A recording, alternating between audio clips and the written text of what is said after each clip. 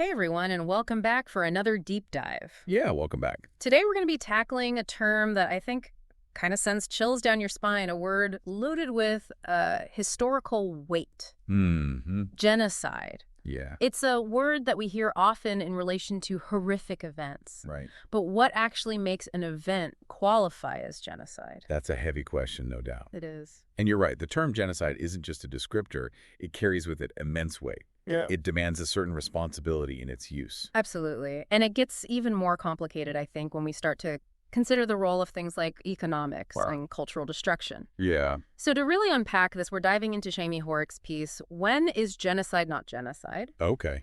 And they went on this fascinating journey using AI chatbots, basically asking them to play judge and jury with various historical events to see, would they classify them as genocide or not? Interesting. So what'd they say? And the AI, surprisingly, had a very clear bias Really? when it came to labeling something as genocide. Huh. Can you guess what it was? I don't know. Did it involve a love for cats? Let me guess it involved a love for cats. I don't know. No, seriously, what jumped out at you? Well, the AI seemed very fixated on the role of the state. Oh, okay. Like, was this officially sanctioned by a government? Interesting. If there wasn't like a paper trail explicitly ordering the destruction of a group, Right. the AI was very hesitant to call it genocide. So black and white thinking from a supposedly super intelligent machine. Yeah, kind of a weird bias, right? Yeah. Like, that's the thing it gloms onto. Well, and that's what makes this piece so fascinating, right? Because Horrocks uses the Highland clearances to really challenge this definition. And I have to admit, when I first heard about the Highland clearances, I thought, okay, forced evictions, definitely tragic, but is it genocide? Right, and that's often how it's framed, right? Is this purely economic event. Right. Landowners wanted to use that land for sheep pastures. Right. And people, unfortunately, got in the way. Right.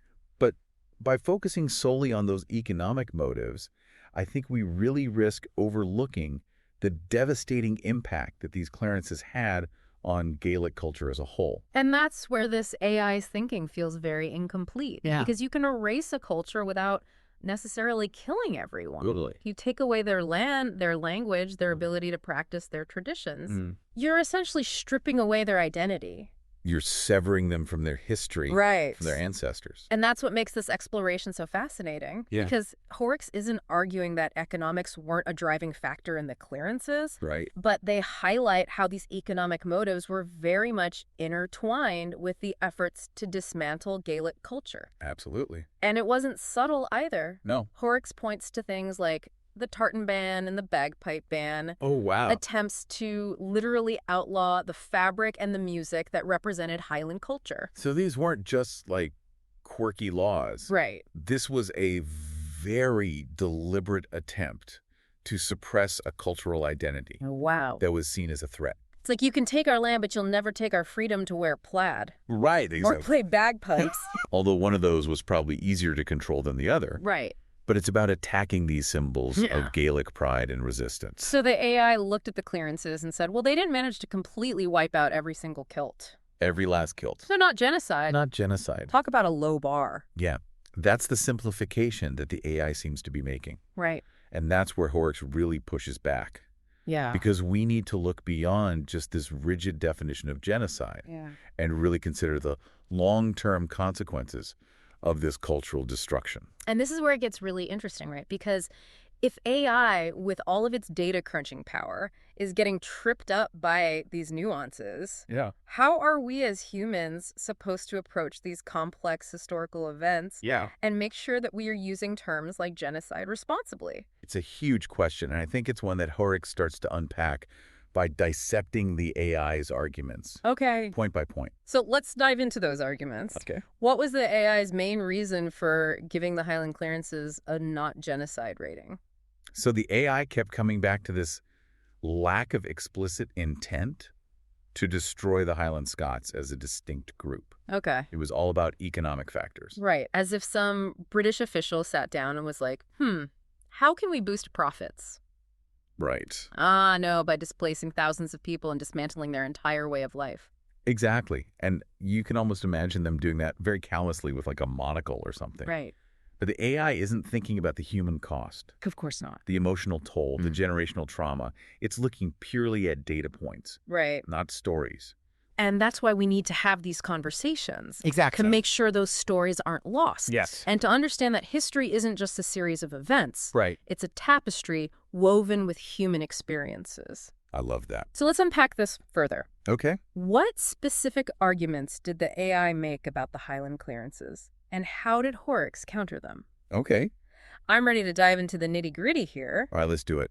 The AI's reasoning, while flawed, I think offers a really valuable opportunity here to dissect the complexities of this issue.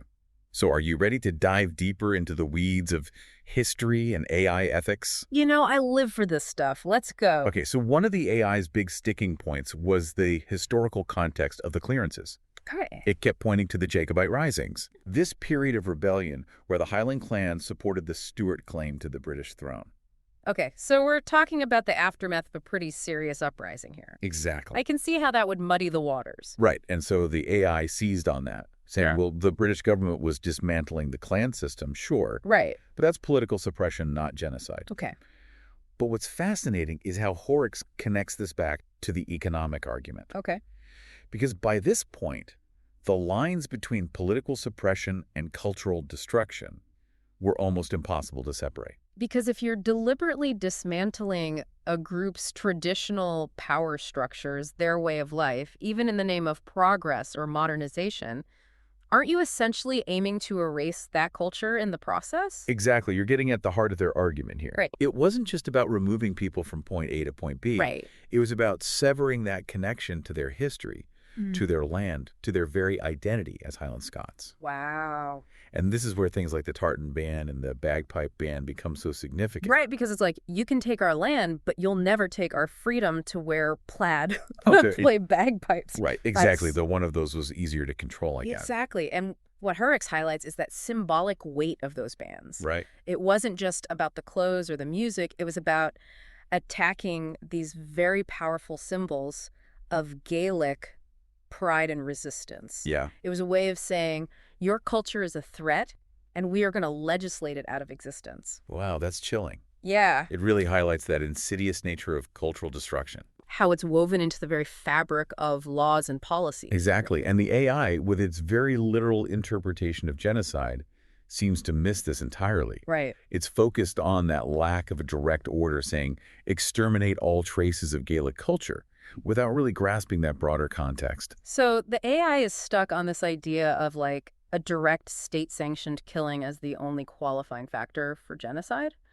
But Horrocks is pushing for a more nuanced understanding, one that considers the long-term and perhaps even more insidious impact of cultural destruction. Yeah, and that's what makes this conversation so important. Yeah. Because if we only focus on those most extreme cases, right, the ones that fit neatly into our legal definition of genocide, we risk ignoring all of these other forms of violence. The ones that might not grab headlines with mass graves, but still leave behind generations grappling with the loss of their heritage.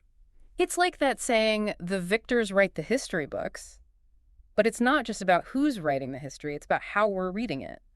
Are we looking for those nuances, those gray areas where things might not be as clear-cut as genocide or not genocide? I think that's a great way to put it. Right. Because the danger, as Horrocks points out, is that by clinging to these rigid definitions, we risk letting those in power off the hook. Right. It becomes far too easy to say, well, that wasn't technically genocide, so we can just move on. Right. And suddenly forced displacement becomes migration, cultural erasure becomes assimilation. Right. And entire communities are left to deal with the fallout of policies that were designed to benefit a select few. Yeah. And that brings us to the present day. Because this conversation isn't just about reinterpreting the past.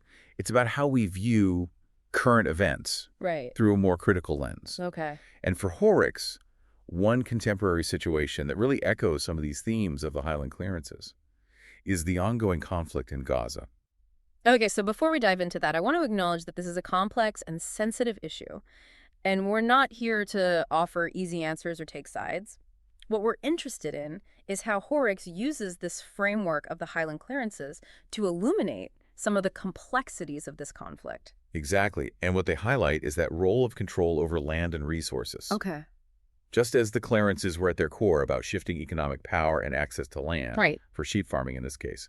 Some would argue that the situation in Gaza is about control over essential resources. So we're seeing a potential parallel here, where economic motives, even if they're not the sole factor, are deeply intertwined with the suffering and displacement of a particular group of people. That's exactly what Horrocks wants us to consider. Okay.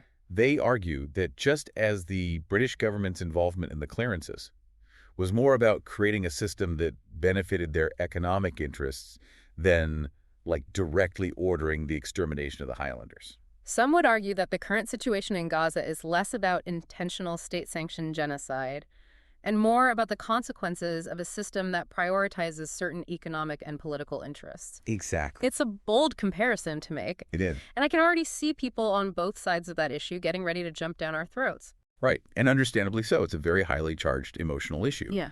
And rightfully so. But what I think Horrocks is trying to do here is encourage us to think beyond the very simplistic narratives Right. that so often dominate these discussions. To look beyond the headlines and the political rhetoric and ask ourselves what systems are at play here, who benefits, and how can we as informed individuals advocate for solutions that prioritize human dignity and justice, even when there are no easy answers. I think that's a really powerful way to frame it. Yeah. Because what Horrocks is ultimately advocating for is a more nuanced understanding of how power operates in the world. Right. And that nuance is essential if we're going to have any hope of addressing these really complex and deeply rooted issues. So we're not here to pass judgment on the Israeli-Palestinian conflict specifically, but to use this example to highlight how history can sometimes rhyme, even if it doesn't repeat itself verbatim. Exactly. And I think that's where Horrocks' analysis of the AI's response is particularly insightful here. Okay. Because it reminds us that even our most advanced tools, the ones that we assume are capable of objective analysis, are only as good as the questions we ask them Right. and the data that we feed them.